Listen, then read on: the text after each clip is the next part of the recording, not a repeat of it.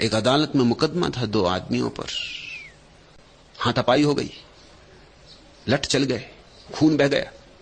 Magistrate ने पूछा लेकिन कारण तो बताओ। तो वो दोनों एक दूसरे की तरफ देखे कि तू बता दे, क्योंकि कारण ऐसा था कि जो बताए वही बुद्धू मालूम पड़े। कारण जैसा था ही नहीं। मजिस्ट्रेट ने कहा बताते हो कि नहीं? एक दूसरे की तरफ क्या देखना, बोलो क्या हुआ मामला। तो उन्होंने कहा आपसे क्या कहें, कहते संकोच लगता है। हम दोनों मित्र हैं असल में, नदी पे बैठे थे, रेत में बैठे गपशप कर रहे थे। ये बोला कि भैंस खरीद रहा हूं। मैंने कहा भाई भैंस मत खरीद तू, क्योंकि मैं खेत खरीद रहा हूं और तेरी भैंस खेत में घुस जाए, अपनी जिंदगी भर की दोस्ती 1 मिनट में खराब हो जाएगी।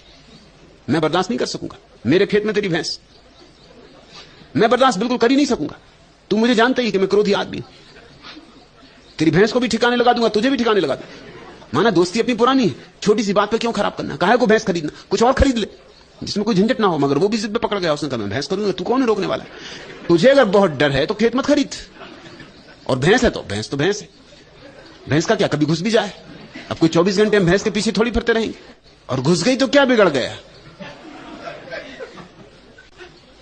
और मेरी भैंस में हाथ मत उठाना, क्योंकि तू मुझे भी जानता है कि अगर मुझे क्रोध आ जाए तो कुछ से कुछ हो जाए, भैंस तो एक तरफ रह जाएगी। आग लगा दूंगा खेत में, हड्डी पसली तोड़ दूंगा तेरी। पुरानी दोस्ती क्यों ना झंझट लेना। मैं तो भैंस खरीदना तय कर ही चुका हूं, तू खेत मत खरीद।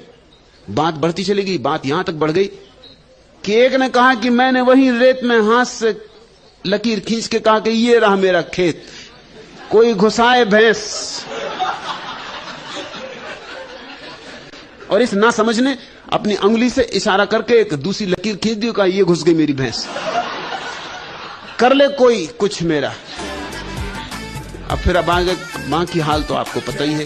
इस सिर पे जो पट्टी बंधी है, अस्पताल में भर्ती होना पड़ा। मगर अभी खेत खरीदा नहीं गया और भैंस अभी खरीदी नहीं।